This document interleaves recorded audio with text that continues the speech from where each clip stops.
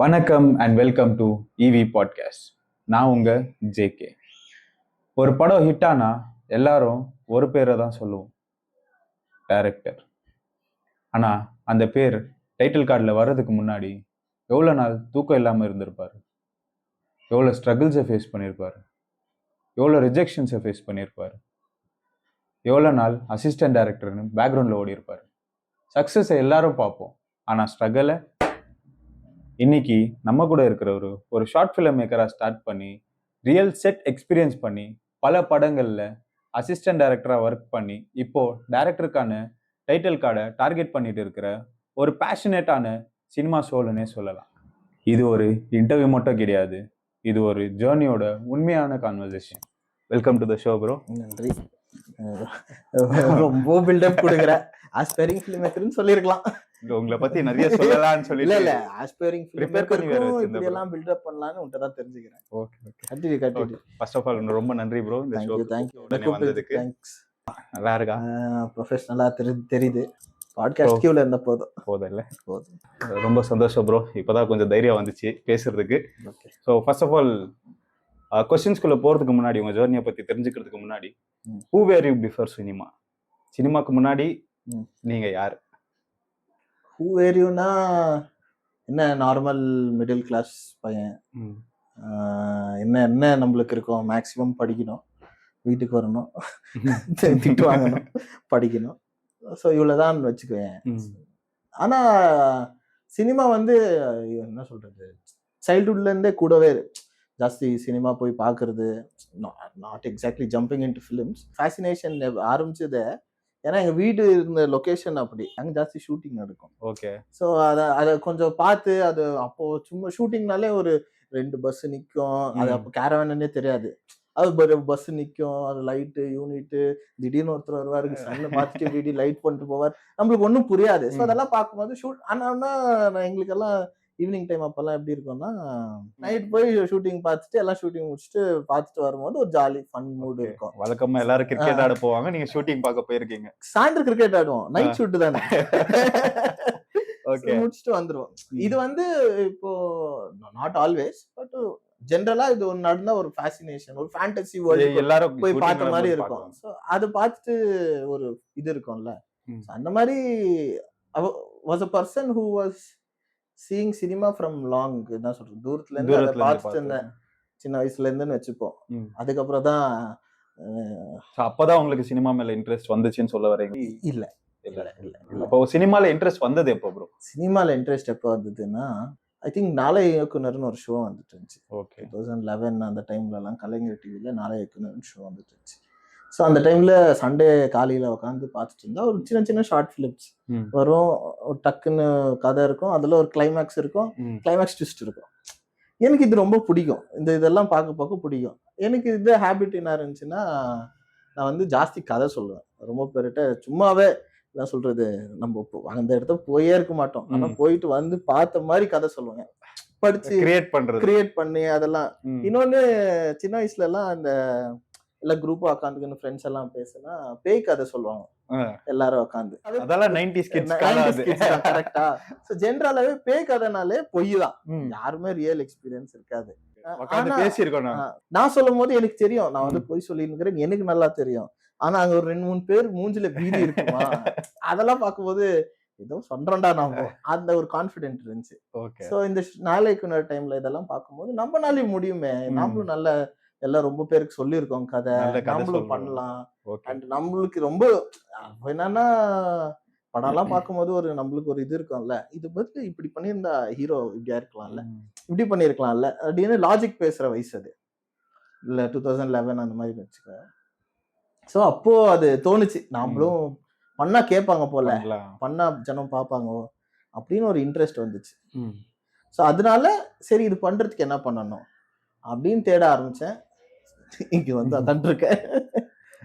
அப்படி start பண்ணதுதான் cinema. S. Okay. சீரியஸா pursue பண்றதுக்கு எப்போ முடிவு எடுத்தீங்க? ஏதாவது ஒரு டர்னிங் பாயிண்ட்? சீரியஸானா சேம் ஆக்சுவலி இந்த 2011 வந்து நான் சொல்றது வந்து நான் 11th ஸ்டாண்டர்ட் படிச்சுட்டு இருந்தேன்.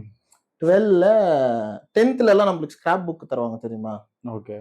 ஸ்கிராப் புக்ல slam book, sorry slam book. இப்போ நீங்க ஸ்கூல்ல இருந்து பாஸ் ஆகி வெளியே வரும்போது முன்னாடி எல்லாம் அது மேபி 90s கிட்ஸ்ல உங்களோட பேரு ஹாபி அப்புறம் ஆம்பிஷன் அதெல்லாமே புக் மாதிரி. இப்போலாம் ஃபேஸ்புக் வந்துச்சுன்னா அதனால ஸ்லாம் புக் தேவையில்லை. ஃப்ரெண்ட்ஸுங்க எல்லாம் எடுத்துன்னு ஓடி வருவாங்க, எழுதி கூட. ஸோ இது 10th வந்து என்ன கேட்டு நான் வந்து ஆம்பிஷன் இன்ஜினியர் அப்படின்னு எழுதியிருப்பேன். 11th நாளே இயக்குனர். 12th என்கிட்ட எடுத்துட்டு வந்து கொடுத்தாங்க அதே புக்கு. இந்த வாட்டி ஆம்பிஷன் ஃபிலிம் மேக்கர்னு எழுதுறேன். ஓகே. ஸோ நான் சீரியஸா அப்பவே ஜம்ப் ஆயிட்டேன், இதுதான் பண்ண போறேன்னு ஃபிக்ஸ் ஆயிட்டேன். But it took me time to exactly jump into. ஏன்னா இம்மிடியேட்டா நம்ம வீட்டுல எல்லாம் போனேன்னு நான் சினிமா பண்றேன்னு துப்பி அமிச்சாங்க. போய் உருப்படுற வழியா பாரு. படிக்க போயிட்டேன். அதுக்கப்புறம் வேலைக்கு போனேன். வேலை போயிட்டு வேலையை குவிட் பண்ணிட்டேன். ஒரு 1 point I have to say. அதுக்கப்புறம் 1 பாயிண்ட்ல சொல்லிட்டேன், இல்ல இதுதான் ஃபீல்டு. எங்க அப்பா அதெல்லாம் எனக்கு தெரியாது, உன்னோட கமிட்மெண்ட்னா இவ்வளோ, இது நீ கொடுத்துரு, நீ என்ன வேணா பண்ணிக்கோ அப்படின்ட்டு. இன்ட்ரெஸ்ட் இருந்தது, ஓகே. அதை வந்து ஆக்ஷனா கன்வெர்ட் பண்ணது எப்போ ப்ரோ? ஆக்சுவலி ஆக்ஷனா கன்வெர்ட் பண்ணதுன்னா நான் வேலைக்கு போயிட்டு இருந்தேன். இன்பிட்வீன் வந்து நான் ஷார்ட் ஃபிலிம் பண்ணலாம். ஆனா தெரிஞ்சிச்சு, ஏன்னா அப்போதான் யூடியூப்ல ஷார்ட் ஃபிலிம்ஸ் எல்லாம் பண்ண ஆரம்பிச்சாங்க. அண்ட் ஷார்ட் ஃபிலிம் மேக்கர்ஸ் எல்லாம் டைரக்டர் ஆன காலமும் வந்தான். ஆமா. ஸோ ஷார்ட் ஃபிலிம் பண்ணிடலாம் அப்படின்னு நினைச்சு ஐ திங்க் 2013-14 தான் நான் பண்றேன் ஒரு ஷார்ட் ஃபிலிம் அப்படின்ட்டு. காசு இல்லை, தெரிஞ்சவங்களெல்லாம் கூப்பிட்டு சேர்த்துக்குன்னு சரி பண்ண இல்ல பண்ணேன். ஆக்சுவலி அந்த டைட்டில் கேட்டா நீங்களே சிரிப்பீங்க, பட் பண்ணேன். பட் தெரிஞ்சிச்சு இட் வாஸ் அது சொல்லிருக்கல கதை சொல்லிருக்கல. ஓகே. சோ அது அந்த ஸ்டேஜ்ல தான் இருக்கு. பட் அது நம்மளுக்கு தெரியாது. It was first trial. ஓ இப்படியான்னு எல்லாமே ப்ராசஸ் தெரிஞ்சுக்கணும். பட் டைட்டிலுக்கு ஏத்த மாதிரி அது அங்கேயே உட்காந்துருச்சு. நாங்களே விட்டுட்டோம். சொல்லலாமா அந்த டைட்டில்? ஓகே ப்ரோ, நீங்க ஷார்ட் ஃபிலிம் பண்ணிருக்கீங்கன்னு சொன்னீங்க இல்லீங்களா? சோ அதுல நீங்க ஃபேஸ் பண்ண ஸ்ட்ரகிள்ஸ், இப்போ ஒரு ஷார்ட் ஃபிலிம்ஸ் எடுக்கணும்னாக்கா நிறைய ஸ்ட்ரகிள்ஸ் இருக்குல்ல, எந்த மாதிரி ஸ்ட்ரகிள்ஸ் எல்லாம் நீங்க ஃபேஸ் பண்ணீங்க? இப்போ ஃபர்ஸ்ட் ஷார்ட் ஃபிலிமுக்கு வந்து பட்ஜெட் இல்லாம நானா பண்றேன்ட்டு எல்லாமே பண்ணேன், கஷ்டப்பட்டேன். அதுக்கப்புறம் நானே நடிச்சிட்டேன் வேற. எல்லா ஷார்ட் ஃபிலிமுக்கும் ஃபினான்ஷியலா தான் ப்ராப்ளமா வருது இல்ல? ஆமா, கண்டிப்பா. ஸோ நான் உட்காந்து திரும்பியும் ஃபுட்டேஜ் பார்க்கும்போது எனக்கு பிடிக்கல. அந்த இடத்துல வேற யாருன்னா போட்டிருந்தா நல்லா நடிச்சிருப்பாங்க. நான் என்னதான் குறை சொல்லிப்பேன். அண்ட் இன்னும் கொஞ்சம் மேக்கிங்கும் அப்போ எனக்கு தெரியாது, லைட்டிங் தெரியாது. அதுக்கு நெக்ஸ்ட் ஒரு ஷார்ட் ஃபிலிம் பண்ணேன். இந்த வாட்டி நான் ஷார்ட் ஃபிலிமுக்கே ப்ரொடியூசர் பிடிச்சேன். ஸோ எனக்கு ஒரு கிரேட்ஃபுல்லாக சொல்லணும்னா நல்ல ஒரு ப்ரொடியூசர் கிடைச்சாரு. He invested on me. கிட்டத்தட்ட 2 லட்சம் ரூபாய் செலவு பண்ணி ஒரு ஷார்ட் ஃபிலிம் எடுத்தோம், ரிலீஸ் பண்ணோம். நல்லா போச்சு. யூடியூப்லயும் நல்ல வியூஸ் வந்துச்சு, நல்ல ரிவ்யூஸ் இருக்கு. ஐ மீன் எனக்கு okay, I am very satisfied with that work. அதுல அந்த ஷார்ட் ஃபிலிம்ல ஏதாவது struggles even though I had definitely even though I had producer, சில விஷயம் எல்லாத்துக்குமே நீ போய் ப்ரொடியூசர் காசு கேட்டுட்டு இருக்க முடியாது. சில இதெல்லாம் ரொம்ப மிஸ்லேனியஸ் இருக்கு. சினிமால ஒர்க் பண்றதாகட்டும், ஒரு அவுட்புட் எடுக்கிறதாகட்டும், பட்ஜெட்டோட மிஸ்லேனியஸ் தான் ஜாஸ்தி போகுது. ஸோ அந்த மாதிரி விஷயங்கள் இருக்கு. அது எதுவுமே பண்ண முடியாது, ஸ்ட்ரகிள் தான். எந்த ஷார்ட் ஃபிலிம் கிட்டத்தட்ட 1 வருஷம் ஆச்சு போஸ்ட் ப்ரொடக்ஷன். ஸோ வெறும் ஃபினான்ஷியலா ஸ்ட்ரகிள் ஃபேஸ் பண்ணிருக்கீங்க. ஆனா செட்டில் எப்படி ஜாலியா போச்சுங்களா? செட் எக்ஸ்பீரியன்ஸ் டிஃப்ரெண்டா இருக்கும். ஏன்னா என் ஷார்ட் ஃபிலிம்ல இருந்த ஏடியா தான் கேட்கணும். ஏன்னா நான் டைரக்டரா ஃபேஸ் பண்ணது வந்து ஷார்ட் ஃபிலிம் பண்ணும்போது மோஸ்ட்லி பட்ஜெட் ரிலேட்டட்னா எங்க கம்மி பண்ணலாம், எங்க நம்ம கொஞ்சம் காசு சேவ் பண்ணிடலாம், சேவ் பண்ணி அதை போஸ்ட் ப்ரொடக்ஷனுக்கு யூஸ் பண்ணிக்கலாம், அந்த மாதிரி ஸ்ட்ரகிள் தான். தவிர மிச்சதெல்லாம் இப்போ ஃபார் எக்ஸாம்பிள் ஒரு ஆர்டிஸ்ட்டை கூப்பிடலாம். ஆர்டிஸ்ட் வந்து 3000 ரூபாய் சம்பளம் வாங்குறான்னு வச்சுக்கோ ஒரு நாளைக்கு.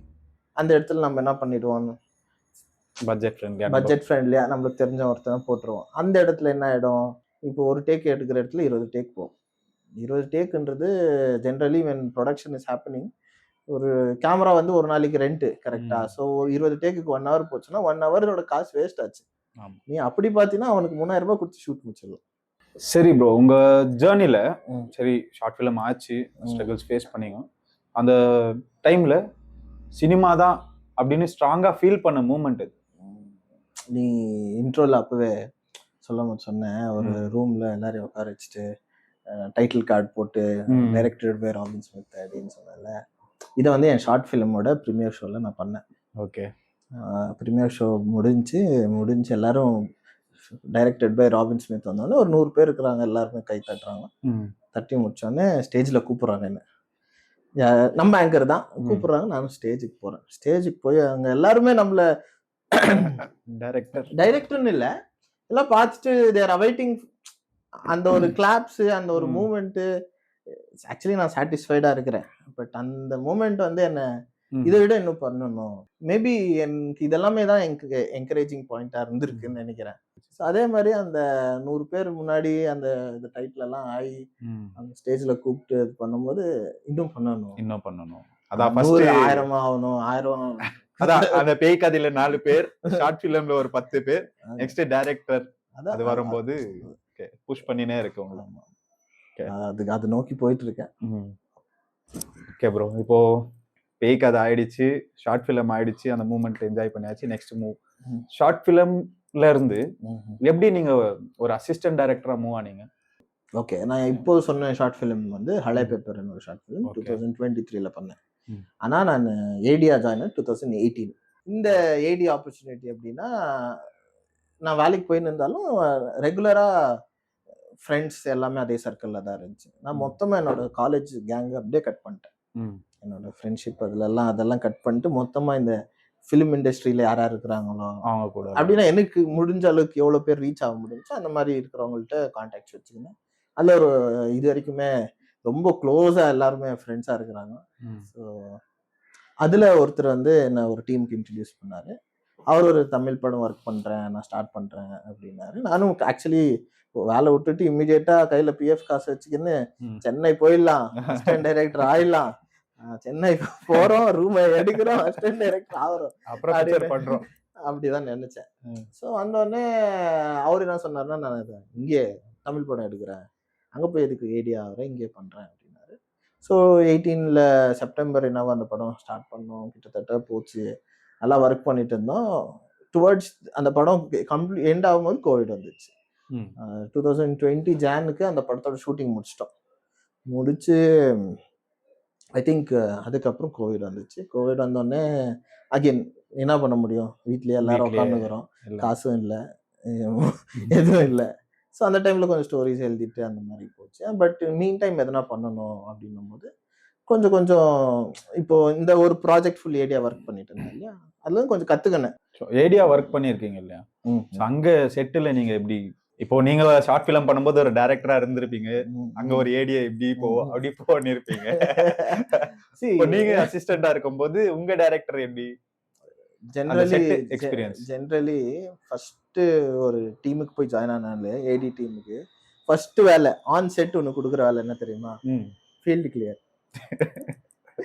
ஃபீல்டு கிளியர் பண்ணுன்னு சொல்லுவாங்க. ஏன்னா அதுதான் லீஸ்ட் வேலை. ஆனா அதே நீ ஃபீல்டு கிளியரே பண்ணின்னு இருக்க முடியாது. நீ வந்து கேமரா முன்னாடி வர வேலையை பார்க்கணும். ஸோ அதுக்கு என்ன பண்ணணும்ன்றது எல்லாமே ஒரு அசிஸ்டன்ட் டைரக்டரோட க்ரோத்தில் இருக்கு. ஸோ ஃபீல்டு கிளியர் பண்ணணும். அதுக்கப்புறம் இருக்கு ஆக்ஷன் கண்டினியூட்டி பார்க்கறது இருக்கு, என்ன சொல்றது, ஆர்டிஸ்ட் கோஆர்டினேஷன், அது இதுன்னு எல்லாம் வேலைங்க எக்கச்சக்க இருக்கு. அதை நம்ம ஒன் பை ஒன் பண்ணோம். டைரக்டர்ஸ் நோட்டீஸ் பண்ணோம். சம்டைம்ஸ் என்ன ஆயிடுதுன்னா, இங்க வந்து டீம் ஒர்க் தான் எல்லாமே. எல்லாருமே எல்லா ஒர்க்கும் பண்றாங்க. இந்த ஏடி இது மட்டும் தான் பண்ணுவான், இதை மட்டும் தான் பண்ணுவான்னு இல்லை. இப்போ எல்லாருமே மோஸ்ட்லி எல்லாமே பண்ண ஆரம்பிச்சிட்டாங்க. ஆக்சுவலி என்ன எக்ஸாக்ட் கொஸ்டின் கேட்ட சொல்லு. நீங்க செட்டில் ஏடியா என்ன ஸ்ட்ரகிள்ஸ் ஃபேஸ் பண்ணீங்க? நீங்க டீம் வர்க்குக்கு போயிட்டீங்க. கரெக்ட். இப்போ ஏதாச்சும் ஒரு செட்டு, ஒரு ஃபிலிம் செட்டு நீ போறன்னு வச்சுக்கோ, அங்க உனக்கு வித்தியாசமான ஆளுங்க இருப்பாங்க. நான் போறது இல்ல, நீங்க போய் ஃபேஸ் பண்ணீங்க. இருப்பா, சொல்ல வரேன். இருப்பா, இன்கேஸ் ஆடியன்ஸ்க்கும் சொல்றேன், ஏதோ ஒரு செட்டுக்கு போறீங்க, அங்க வித்தியாசமான ஆளுங்களை பாப்பீங்க. ஒரே ஒரு ஜீவன் இல்ல சில ஜீவன்கள் இருக்கும், ரொம்ப சாப்பிடாம, ஃபுல்லு டயர்டா, முடி வராம, பாக்குறதுக்கு ரொம்ப பாவமா இருந்தானா, அவன் தான் அந்த படத்தோட ஏடின்னு நீங்க கன்ஃபார்ம் பண்ணலாம். கரெக்டா? கரெக்ட். இததான் சொல்ல வந்தேன். ஸோ டைரக்ஷன் டிபார்ட்மெண்ட்டுக்கு செட் லைஃப் வந்து ஈஸி லைஃப் கிடையாது. எல்லாம் சொல்லலாம், இப்போ வந்துச்சு ப்ரிவிலேஜ் அப்படி இப்படி ரொம்ப ஈஸியா இருக்கு இப்போ அப்படின்னா இட் இஸ் த சேம். என்ன பொறுத்த வரைக்கும் நேல் கட் பண்றது கூட ஒரு டைரக்டருக்கு அசிஸ்டன்ட் டைரக்டருக்கு டைம் இருக்காது. ஆமா டெஃபினெட்லி அதுதான் சொல்ல வரேன். ரொம்ப கஷ்டம். ஒரு இன்டர்வியூல கூட நானி சொல்லியிருப்பாரு. அவரு நானே ஏடியா ஒர்க் ஆமா பண்ணிருக்கேன். ஆமா. ஸோ அவர் ஏடியா இருக்கும்போது ஒருத்தரை மீட் பண்ண சொல்லி அமிச்சாராம் அவர் டைரக்டர், ஒரு சேனலோட ஹெட். போய் ஒரு சிடி கொடுத்துட்டு வரது தான் வேலை. இவர் போயிருக்காரு. போய் வெளியே உட்கார வச்சிருக்காங்க. காலையில இருந்து 7 o'clock கிட்ட உட்காந்துருக்காரு. லாஸ்ட்ல வரும்போது நீ இன்னும் போலியான்ட்டு சிடி வாங்கி அமிச்சிட்டுக்கிறாரு. இவரு என்ன இவருக்கு பிரச்சனைனா காலையில பிரேக்ஃபாஸ்ட் சாப்பிடல, மதியம் இவரு லஞ்சுக்கு போற டைம்ல இவரு வெளியே வந்துட்டா என்ன பண்றதுன்னு அப்பயும் போக காணோம். 7 மணி வரைக்கும் சாப்பிடாம உட்காந்துட்டு போயிருக்காரு. அதுக்கப்புறம் அவரு சொன்னாரு, நான் அதே சேனலுக்கு இன்டர்வியூக்கு போனேன். அவரு ஆரஞ்சு எடுத்துட்டு வந்து தராரு, இது எடுத்துட்டு வந்து தராரு. அவர் அந்த ஒரு சீன் சொன்னாரு. அதுல நான் ஒரு கமெண்ட் போட்டேன். ஆக்சுவலி அசிஸ்டன்ட் டைரக்டரோட ஃபர்ஸ்ட் சேலரி கேஸ்ட்ரிக்கும் அப்பெண்டிக்ஸும் தான். அது மட்டும் ஈஸியா வந்துடும். சேலரி வருதோ இல்லையோ கேஸ்ட்ரிக் ப்ராப்ளம் அப்பெண்டிக்ஸ் ப்ராப்ளம் வந்தே வரும். நிறைய ஸ்ட்ரகிள்ஸ் இருக்கு. இது ஃபர்ஸ்ட் ஸ்ட்ரகிள் சோறு தான். ஃபுட் இருக்கும், எல்லாமே இருக்கும். நம்மளுக்கு டைம் இருக்காது. ஏன்னா அந்த பிரேக் டைம்ல உன்னை நெக்ஸ்ட் ஷாட்டுக்கு ரெடி பண்ணிடுவாங்க, நீ ஓடின்னு இருப்பாங்க. அந்த டைம் முடிச்சுட்டு இங்க வரும்போது நீ ஷூட் ஆயிருக்கும், நீ வந்து சாப்பிடுவியா? கரெக்ட். அதுல ஆனா போக அதெல்லாம் கத்துக்கணும். ஓகே இருக்கு இந்த மாதிரி அதை எப்படி டைம் மேனேஜ் பண்ணனும்ன்றத கத்துக்கணும். ஃபர்ஸ்ட் பிக் ஃபிலிம், அதாவது பெரிய மூவி செட்டுக்கு போகும்போது அந்த எக்ஸ்பீரியன்ஸ் எப்படி இருந்துச்சு? நீங்க எக்ஸ்பெக்ட் பண்ணதுக்கும் அங்க போனதுக்கும் டிஃபரண்ட் இருந்துச்சா? ஏதாவது பெரிய ஃபிலிம்ன்னும் போது you mean feature films. So நான் உன்கிட்ட சொன்னேன், நான் சின்ன வயசுலேயே ஜாஸ்தி ஷூட்டிங் எல்லாம் பார்த்துருக்கேன். ஸோ எனக்கு வந்து 2 இருந்துச்சு. நான் பார்த்தது ஒன்று இருக்கு, நான் பார்ட் ஆஃப் இருந்தது ஒன்று இருக்கு. ஸோ நான் வந்து சின்ன வயசுல ரொம்ப ஷூட்டிங் பார்த்துருக்கேன். ஷூட்டிங் எல்லாம் நடக்கும்போது க்ரௌட் மாதிரி என்ன யாரோ 4 பேர் ஃபீல்டு கிளியர்னு தள்ளியிருக்காங்க, அதெல்லாம் பார்த்துருக்கேன். 2-3 வாட்டி வா ஃபீல்டுல ஒரு 2 பேர் வேணும்னு எடுத்துன்னு போய் நிக்க வச்சிருக்கேன். கேமியோ பண்ணிருக்கீங்க தேடணும். ஸோ பார்த்துருக்கேன். அது ஒரு அந்த டிஃப்ரெண்ட் அந்த வேர்ல்டு வந்து தெரிஞ்சிச்சு. இதெல்லாம் கட்டு பண்ணா ஏடியா இருக்கும்போது இந்த 2018ல ஒரு ப்ராஜெக்ட் சொன்னேன்ல, அந்த ப்ராஜெக்ட் ஏடியா இருக்கும்போது அவங்களோட குரு ஒரு படம் பண்றாரு, நீ வா அதுக்கு கூட்டிட்டு போனாரு. ஸோ ஃபர்ஸ்ட் படம் அதுதான். கண்டீரவா ஸ்டுடியோவில் ஃபர்ஸ்ட் டைம் கூப்பிட்டு போறாரு. போறேன், உள்ள போறோம், பாக்குறோம், ஓ இதுதான் செட்டா வேண்டியதான். நான் ஸோ அன்னைக்கு வந்து வெறும் விசிட்டரா போறோம், எல்லாம் பார்த்து ஷூட்டிங் நடக்கிறதெல்லாம் வேடிக்கை பார்த்துட்டு வந்தோம். நெக்ஸ்ட் அதே ப்ராஜெக்டுக்கு அதே டைரக்டர், நம்ம வந்து ஏதாச்சும் ஒர்க் பண்ணாதான் கரெக்டா இருக்கும், நம்ம ஒர்க்கும் பண்ணலாம் அப்படின்னு கூப்பிட்டு போய் ஏடி டிபார்ட்மெண்ட் ஃபர்ஸ்ட் வேலை ஃபீல்டு கிளியர் கொடுத்துட்டாங்க. இப்ப என்னன்னா நம்மள ஃபீல்டு கிளியர்னால நாம போயிட்டு நானும் ஃபீல்டு கிளியர் தான் நிப்பான் சைடு அப்படின்ட்டு போய் நான் ஸ்பாட் ஒர்க் பண்ணோம். அப்புறம் கேமரா கையில குடுத்துட்டாங்க, நீ போய் சும்மா ஸ்டில்ஸ் எடுத்துனாரு அப்படின்னு. மேக்கிங் ஸ்டில்ஸ் கொஞ்சம் 2-3 போட்டோ எடுத்துட்டு மொத்தத்துல அப்சர்வேஷன் தான் இருந்துச்சு. ரியலா பார்ட்டா இருந்த ஏடி வேலைன்னா என்னோட அந்த ப்ராஜெக்ட் ஒன்று சொன்னல, அதுல கோ டைரக்டர் ஒருத்தர் இருந்தாரு, அதுக்கப்புறம் அசோசியேட் ஒருத்தர் இருந்தாரு, அதுக்கப்புறம் நான், அது கீழே ஒரு 3 பேர் இருந்தாங்க. ஸோ கீழேன்னு சொல்ல மாட்டேன், ஆஸ் அ டீம் கூட இருந்தோம்.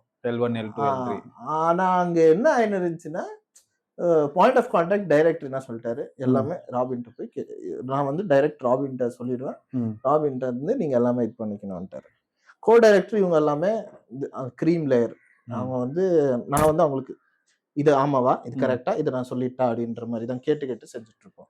ஸோ இது என்ன ஆயிடும்னா போக போக உனக்கு வந்து ஆர்ட் டிபார்ட்மெண்ட் உண்டு தான் வந்து லிஸ்ட் கேட்கும், ப்ராப்பர்ட்டி லிஸ்ட் கூட அப்படின்னா சொல்லுங்க. ஸோ அந்த மாதிரி எல்லா டிபார்ட்மெண்ட்ஸ் கூட கோஆர்டினேட் பண்றது வேலையா இருந்துச்சு. ஸோ அந்த டைம்ல அதெல்லாம் பண்ணும்போது ரொம்ப சேலஞ்சிங்கா இருந்துச்சு, ஃபன்னா இருந்துச்சு, அப்படியே நல்லா இருக்கும், ஒரு ஜாலியா போவோம். இப்போ என்ன சொல்றது, நம்ம ஸ்கூல்ல எல்லாம் நாளைக்கு சப்மிஷன்னா இன்னைக்கு உட்காந்து பரபரன்னு இருக்கும்ல, அந்த மாதிரி ஒரு மாசம் எல்லாம் பரபரன்னு இருக்கும் ப்ரீ ப்ரொடக்ஷன். லாஸ்ட் நாள் வரைக்கும் என்னதான் நீ ப்ரிப்பேர்ட் ஆயிரு, ஸ்பாட்டுக்கு போனா எதுவுமே இருக்காது. இல்ல ஸ்பாட் நாட் ஆல்வேஸ், பட் இருக்கும் ஓவர் ப்ரிப்பரேஷனாவும் இருக்குமா அது. ஆனா அது வந்துட்டே இருக்கும். ஸோ ஏதாவது ஒண்ணு மிஸ் ஆகே ஆகும். இருக்கும். அந்த மாதிரி டைம்லயும் பேட்ச் ஒர்க் பண்ணியே பண்றோம். அதுக்கு இது மேட்ச் பண்ணிடுவோம். அதெல்லாம் சீக்ரெட்ஸ் சொல்லக்கூடாது. அப்புறம் டைரக்டருக்கு திட்டுவாங்க. வெளியில இருந்து பார்க்கும்போது ஏதோ வேலை தானே பண்றாங்க, என்னத்துக்கு இவ்வளோ மிரட்டினுங்கிறாங்கன்ற மாதிரி இருக்கும். பட் உள்ள இருக்கும்போது அந்த வேலை எவ்வளவு கஷ்டம், அவன் எவ்வளவு பிரச்சனையில இருப்பான். அந்த ஸ்பாட்டை கிளியர் பண்றது தான் அவனுடைய வேலை. ஆமா, அது கண்டினியூட்டி வேற மெயின்டைன் பண்ணும். அதுல வேற தலை கெட்டு போவோம். திருப்பி அதே க்ரௌட் அங்கேயே நிக்கணும். அதே க்ரௌட் அங்கேயே நிக்கணும். அந்த மாதிரி எல்லாம் நிறைய இருக்கு. ரொம்ப ஹெக்டிக் வேலை. ஓகே, பீஸ்ஃபுல்லா என்னதான் இருந்தாலும் மேபி தெரியல. நீ அசோசியேட் டைரக்டர், கோ டைரக்டரா இருந்தாலும், டைரக்டரா இருந்தாலும் டைரக்டருக்கு ஹெக்டிக் வேலை தான். அந்த டைரக்ஷன் டீமுக்கே ஹெக்டிக் தான். நீ என்னதான் பண்ணாலும், ஏன்னா எண்ட் ஆஃப் த டே எல்லாரும் கேக்குறது டைரக்டர் தான். ஃபர்ஸ்ட் படம் நல்லா இருந்தாலும் முத அடியே டைரக்டர் தான் விழும். டைரக்டருக்கு அடி விழுந்தா ஆட்டோமேட்டிக்கா டைரக்ஷன் டிபார்ட்மெண்ட்க்கு அடி விழுந்த மாதிரி தான். நான் வந்து என்னோட ஒரு ஏடி ஃப்ரெண்டுக்கு சொல்லுவேன், நீ ஏன் இது இவ்வளோ உன்னிப்பா பாக்குற, கவனிக்கிற அப்படின்னு. நாளைக்கு எவனோ ஸ்கிரீன்ல பாப்பான், அவனுக்கு நார்மல் டைரக்டர் திட்டிட்டு எங்க பாரு டைரக்டர் அதை விட்டுட்டு இருக்கிறாருன்னு இண்டஸ்ட்ரியில இருக்கிறவன் பாக்குவான். அவன் பார்க்கும்போது அவன் ஃபர்ஸ்ட் நினைப்பான், இந்த ஏடி என்ன வேலை செஞ்சாங்க அப்படின்னு. அவன் பேர் வரும்போது எனக்கு உறுத்தம். முடிஞ்ச அளவுக்கு கண்டினியூட்டிஸ் நம்மளுக்கு கொடுத்த பொறுப்பு நம்ம கரெக்டா பாத்துக்கணும். அந்த ஏடி பேரை சொல்லலாமா? ஃப்ரெண்ட் ஏடி தான். Okay okay. ஏன் அவ்வளவு உன்னிப்பா கவனிக்கணும்ன்றதும் அதுதான். ஏன்னா எனக்கு கொடுத்த வேலையை நான் கரெக்டா பாக்குறேன். 100% இண்டஸ்ட்ரியில இருக்கிறவங்களுக்கு தெரியும் அது ஏதோ ஒரு ஏடி தான் மிஸ்டேக் பண்ணிருக்கான். நீங்க ஒர்க் பண்ண ஏதாவது ஒரு டைரக்டர் கிட்ட, அதாவது நிறைய பேர்கிட்ட ஒர்க் பண்ணிருப்பீங்க, நீங்க கத்துக்கிட்ட பிக்கெஸ்ட் லெசன் என்ன? ஐ மீன் எல்லாருக்கிட்ட இருந்து ஒரு திங்ஸ் எடுக்க வேண்டியதா தான் இருக்கும். ஃபர்ஸ்ட் ஒரு ப்ராஜெக்ட் ஒர்க் பண்ணேன் நான், தமிழ் டைரக்டர். அவர்கிட்ட வந்து என்ன சொல்றது, பிடிக்கலன்னா பிடிக்கல, அவ்வளோதான். காம்ப்ரமைஸே ஆக மாட்டாரு. இது நான் ஷூட் பண்ணிட்டு வந்திருப்போம். சம்டைம்ஸ் அவருக்கு பார்க்கும் போது அது ரீஷூட் பரவாயில்ல, நான் போய் எடுக்கிறேன், இன்னொரு வாட்டி எடுக்கிறேன். கஷ்டத்துல தான் எடுத்திருப்போம், பட் இன்னொரு வாட்டி எடுக்கலன்னா எடுக்கலாம். So he was open to that. அவருக்கு என்ன வேணுமோ அதை எடுக்கிறது, நோ காம்ப்ரமைஸ். அதை அவர்கிட்ட கற்றுக்கினேன், விடாமுயற்சி. அண்ட் என்ன வேணுமோ அதை அச்சீவ் பண்ணிடணும் எண்ட் ஆஃப் த டே. அது ஃபர்ஸ்ட் டைரக்டர்கிட்ட கற்றுக்கினேன். அப்புறம் இன்னொரு டைரக்டர்கிட்ட ஒர்க் பண்ணேன். அந்த டைரக்டர்கிட்ட டிப்ளமேசி கற்றுக்கினேன். ஏன் டிப்ளமேசி ரொம்ப முக்கியம் ஒரு டைரக்டருக்குன்னு கற்றுக்கினேன். ஏன்னா நீ வந்து ரொம்ப பேரை ஹேண்டில் பண்ணுற, கிட்டத்தட்ட ப்ரொடியூசர் ஹேண்டில் பண்ணுற, ஆர்டிஸ்ட்டை ஹேண்டில் பண்ணுற, ஏடியை ஹேண்டில் பண்ணுற, லைட் டிபார்ட்மெண்ட்டை ஹேண்டில் பண்ணுற, எல்லாரையும் நீ ஹேண்டில் பண்ணுற. ஐ மீன் கேமரா டிபார்ட்மெண்ட்டை ஹேண்டில் பண்ணுற, எல்லாரையும் ஹேண்டில் பண்ணுறதுனால செட்டில் ஒரு பிரச்சனை ஆகிடக்கூடாது. இப்போ நீ வந்து யாரையோ கத்தி மூஞ்சி தூக்கி வச்சுக்கினாங்கன்னா செட்டை டிஸ்டர்ப் ஆகிடும். ஸோ அதெல்லாம் இல்லாமல் உன்னோட மெயின் கோல் என்ன, இன்னைக்கான ஃபுட்டேஜ், இன்னைக்கு வந்து இந்த சீன் கம்ப்ளீட் பண்ணும், அதோட ஃபுட்டேஜ் வேணும், அந்த ஃபுட்டேஜ் டுவர்ட்ஸ் ஒர்க் பண்ணணும். அதுக்கு என்ன வேணா பரவாயில்ல, நீ ஒர்க் அவுட்புட் கரெக்டாக கம்ப்ளீட் ஆகிட்டு வரணும். அந்த டைரக்டர் அது கற்றுக்கினேன். இன்னொன்று அவர்கிட்ட ஸ்பீடு. அன்னைக்கு 3 சீனுனா 3 சீனு தான், சோறு தேவையில்ல, தண்ணி தேவை, 3 சீன் நான் எடுக்கிறேன். எல்லாருமே ஒரு சீன் எடுப்பாங்க பெரிய ஃபிலிம்ஸ் எல்லாம். நம்ம தலைவர் 3 சீன் அடிச்சிருவாரு. ஆக்சுவலி அவர் கூட ஒர்க் பண்ண எல்லா ப்ராஜெக்ட்டுமே 20 days 30 daysல முடிச்சிருக்கோம். ஷார்ட் டைம்ல ஒரு ஃபிலிம் எடுக்கிறதுனாக்கா அந்த டைரக்டர். அண்ட் அவர் கூட ஒர்க் பண்றதுனால மேபி கொஞ்சம் ஸ்பீடும், அவருன்ற ஃப்ரெண்ட், ஒர்க்கும் ஓகே, இந்த பட்ஜெட்ல எப்படி படம் எடுக்கலான்றது அந்த டைரக்டர்கிட்ட கத்துக்கணும். அது விட்டா ஃபர்ஸ்ட் செட் எக்ஸ்பீரியன்ஸ் ஒன்று சொன்னேனே, டைரக்டர் ஒரு டைரக்டர்கிட்ட கூட்டின்னு போனாரு, பார்க்க போனேன் அப்படின்னு. அந்த டைரக்டர்கிட்ட என்ன கத்துக்கினேன், இதெல்லாம் பண்ணக்கூடாது அப்படின்னு கத்துக்கினேன். இதெல்லாம் பண்ணக்கூடாது. ஆமா.